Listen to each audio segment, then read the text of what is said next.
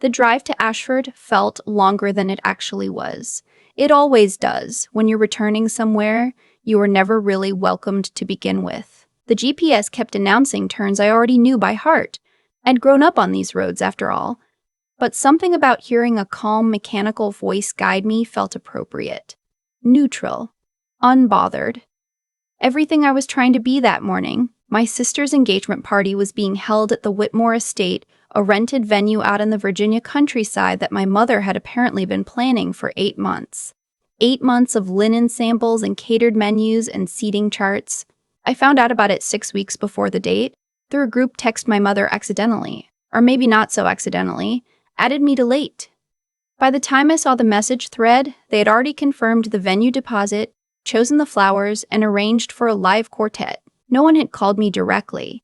I told myself it didn't matter. I was used to being the last to know things in my family.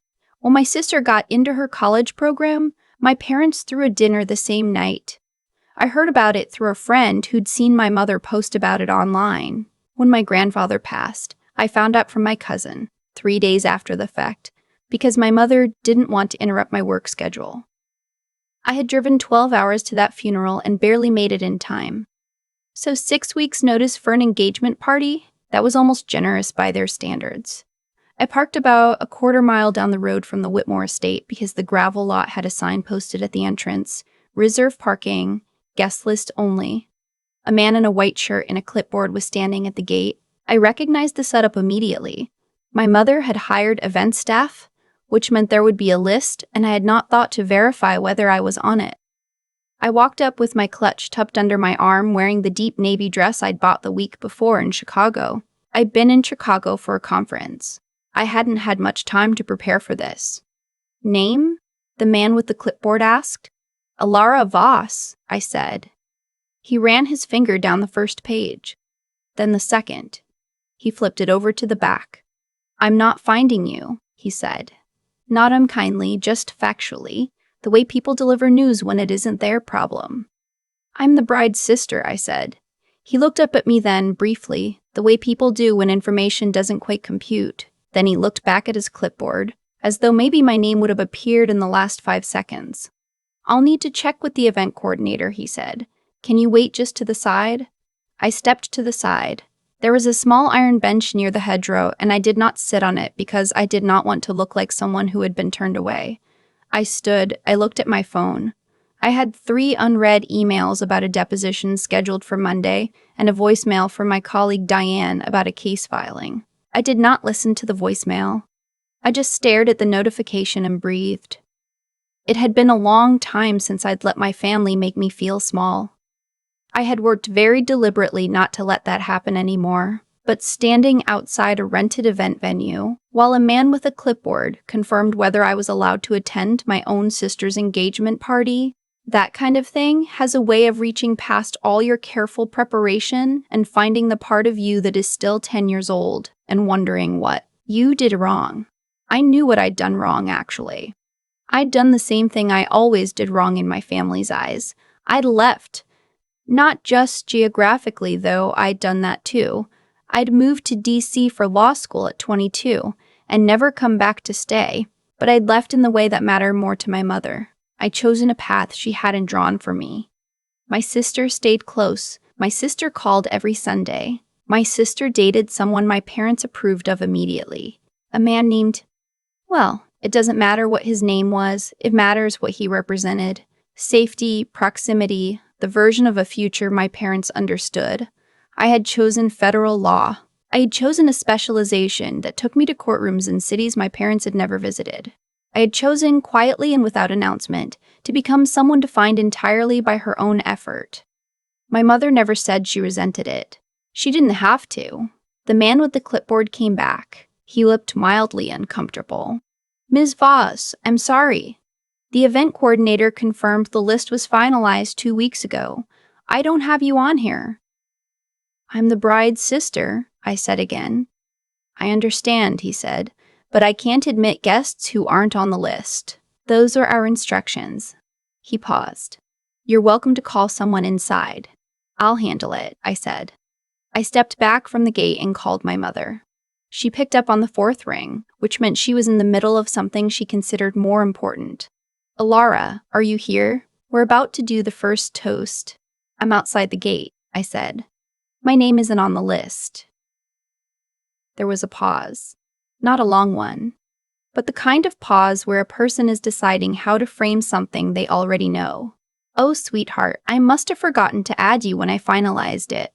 You know I've been so busy. Can you come to the gate? Another pause. I'm in the middle of greeting guests. Can you send someone to the gate to let me in? Let me see if I can find Marcus. He's your sister's fiance's brother. He can come. Mom, I'll try, Alara. It's very hectic in here right now. She hung up. Or the call ended. I was never sure was my mother which one it actually was. I stood there for 17 minutes. I know it was 17 because I watched the clock on my phone with the particular focused attention of someone who is doing everything in their power not to feel what they are currently feeling. Guests arrived around me. The man with the clipboard greeted them by name, checked them off, waved them through. Some of them glanced at me. I smiled at no one. My brother-in-law-to-be's mother, a warm woman I had met once at Christmas 2 years prior, came through the gate with a small group and stopped when she saw me. Alara? Honey, why are you standing out here? Name mix-up on the list, I said, keeping my voice light. She frowned and turned immediately to the man with the clipboard. This is Shelby's sister. She absolutely should be on that list. She looked back at me. Come in with us, right now. And just like that, I was inside. The Whitmore estate was beautiful. Old stone walls wrapped in ivy, lanterns strung between oak trees, round tables set with white linens, and arrangements of ivory and blush flowers that I had to admit were elegant. My mother had good taste. She'd always had good taste. It was one of the things she considered one of her chief accomplishments. My sister Shelby found me near the drink station about 10 minutes after I got in. She was radiant in the way brides-to-be always are, the kind of radiant that comes partly from happiness and partly from being the center of an event designed entirely around them. She hugged me quickly. You made it, she said, as though my presence was a surprise. I did, I said. She looked at me for a moment, something flickering behind her eyes, and then someone called her name across the lawn, and she was gone. I found a seat at a table near the back. It was not the family table. The family table was near the small wooden stage, where a microphone stood waiting for the toasts. My parents were there, and Shelby's fiance's family, and various aunts and cousins I recognized. My seat was between a woman I didn't know who turned out to be a colleague of my sister's from the school where she taught, and an older gentleman who introduced himself only as a friend of the venue. I drank sparkling water. I ate the past appetizers. I listened to the string quartet play something classical that I couldn't name. My mother gave a toast. It was lovely, actually. Genuine and warm and full of specific memories about Shelby as a little girl. The way she'd always wanted to plan elaborate tea parties. How she'd made her teddy bears exchange rings at age 6. My mother had a gift for this kind of storytelling. The table laughed. My aunt wiped her eyes. My mother did not mention me. That was not remarkable. She rarely did at family events. I had learned to sit with that particular quiet sting the way you learn to sit with a sore tooth. You know it's there. You try not to press on it. You wait for it to pass. My sister's fiance's father gave a toast. Charming man, clearly loved his son. Told a story about teaching him to drive that had the whole lawn laughing. Then my father stood up. My father was not a natural speaker. He was the kind of man who expressed love through lawn maintenance and showing up to things, not through words. So when he stood up and tapped his glass, the whole yard went slightly quieter out of collective anticipation. He talked about how proud he was. He talked about watching Shelby grow up. He talked about her kindness, her patience, her dedication to her students. He talked for 4 minutes and 8 seconds. I counted. He did not say my name. I was sitting 40 feet away. I was his daughter. And he gave a 4-minute speech about family, and did not say my name. I pressed my thumb against the base of my water glass until my knuckle went white, and then I let go, and I took a breath, and I decided that I had fulfilled my obligation. I had come. I had shown up for my sister's event despite not being on the list, despite not being called, despite not being a considered part of the vision my family had for this afternoon. I would finish my drink and I would find Shelby, and I would hug her and tell her she looked beautiful, and I would drive back to DC. I was reaching for my clutch when I heard the microphone crackle again. I looked up. It was a woman I didn't recognize at first. Mid-50s, silver hair pulled back, the kind of bearing that enters rooms before she does. She was wearing a charcoal blazer, and she had not dressed for a garden party. She had dressed for something else entirely, and had made a detour.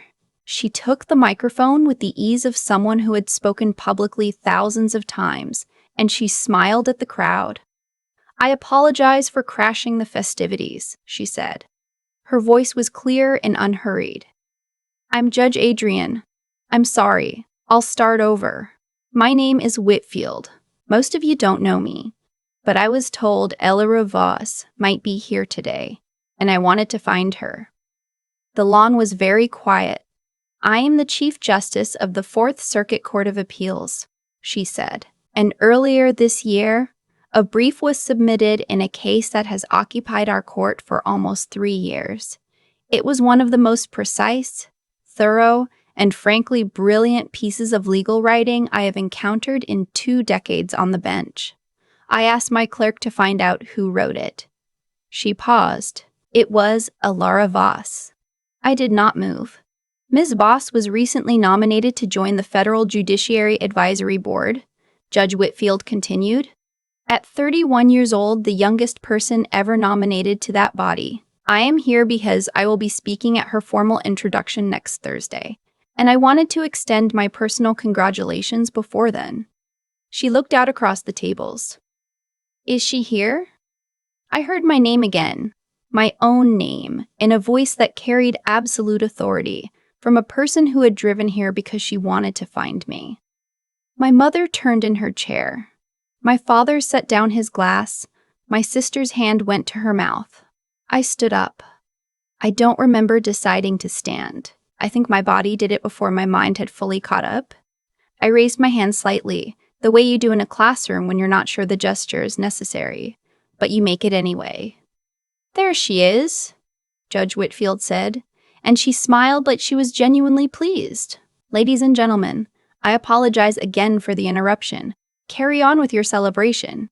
She stepped down from the small stage and walked directly toward me, and the crowd parted the way crowds do when someone moves through them with that kind of purpose. She shook my hand, held it a moment. "Your brief on the Morrison case," she said quietly just to me. "The footnote on page 47, I've been quoting it in chambers for 6 months." "I'm glad it was useful," I said. My voice came out steadier than I expected. "Useful," she repeated, as though the word amused her. "Come find me Thursday. We have a lot to talk about." And then she was gone, back through the lawn, back through the gate, and I heard a car start on the gravel and pull away. The lawn was still quiet. I sat back down. I didn't know what else to do, so I sat down and picked up my water glass and took a long, slow sip. The woman next to me, my sister's colleague, leaned over and said softly, "Was that Judge Whitfield?" "The Judge Whitfield?" "Yes," I said. She stared at me for a moment. "And you're Shelby's sister?" "Yes," I said. She sat back in her chair with an expression I hadn't seen in a long time, the specific recalibration that happens when someone realizes they have been given entirely the wrong picture of a person. My mother came over about 2 minutes later. She moved quickly across the grass with the energy of someone trying to cover distance without appearing to rush. She put both hands on my shoulders when she reached me, and she looked at me with an expression I had been waiting my entire life to see on her face. Not quite pride, not quite regret, but something in the territory between them where real recognition lives. "Elora," she said, "why didn't you tell us?" I looked at her for a moment. The lawn was starting to resume its noise around us, the quartet picking up again, guests drifting back into conversation. But right here at this table in the back, everything was still. "You never asked," I said. She didn't have an answer for that. I hadn't expected her to. Some truths don't produce answers on the spot. They just sit there and settle, slowly, like sediment finding the bottom of still water. My father appeared behind her. He looked older than he had at Christmas. Or maybe I was seeing him differently. He put his hand briefly on my shoulder. Just a touch, barely anything. And he didn't say a word. But there was something in it. My father was a man who expressed things in gestures when words failed him. I had spent a long time wishing he would just use the words. Standing there, I decided to accept what he could give. Shelby found me before I left. She hugged me longer this time, and she whispered that she was sorry about the list. That she hadn't known, that she would have fixed it immediately if she'd caught it. I believed her. Shelby had never been cruel. She had simply lived inside the version of our family that was easier to inhabit. The one where things were fine. Where the gaps were small enough to step over. Judge Whitfield came here for you, she said, pulling back and looking at my face with something new in her expression. Not jealousy exactly, more like the quiet surprise of seeing someone you thought you knew, standing in a light you hadn't noticed before. She was passing through, I said. Shelby shook her head slowly. Nobody passes through for a garden party in Ashford, Virginia, Alara. I didn't argue with her. I drove back to D.C. As the sun went low and turned everything on the highway amber and rose, I had the windows down and the radio off because I wanted to think, and then I decided I didn't want to think, and then I just drove. I had not planned for Judge Whitfield to be there. I had not engineered any of it. She had called my office the previous week to say she might try to stop by if her schedule allowed. Her daughter lived 40 minutes from Ashford. And I had said, of course, please come if you're able, not truly expecting she would. I had not mentioned it to my family because there was nothing certain to mention, and also because I had spent so many years not mentioning things to my family that the habit had become almost structural. Here is what I've learned, though, and it took me a long time to learn it, long enough that I almost missed it entirely. The people who needed to see you will eventually see you. Maybe not on your schedule. Maybe not in the way you pictured. Maybe you'll be standing outside a gate with a clipboard between you and the people who were supposed to remember your name, and you'll be 31 years old and you'll feel 10 again. But you keep doing the work. You write the brief that takes 3 months and rewrites itself 6 times before it's right.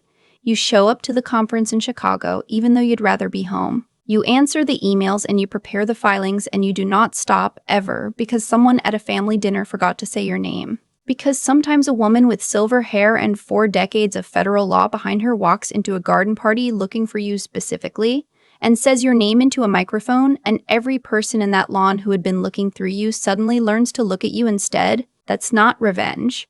I don't really believe in revenge. It's just what happens when you refuse to disappear.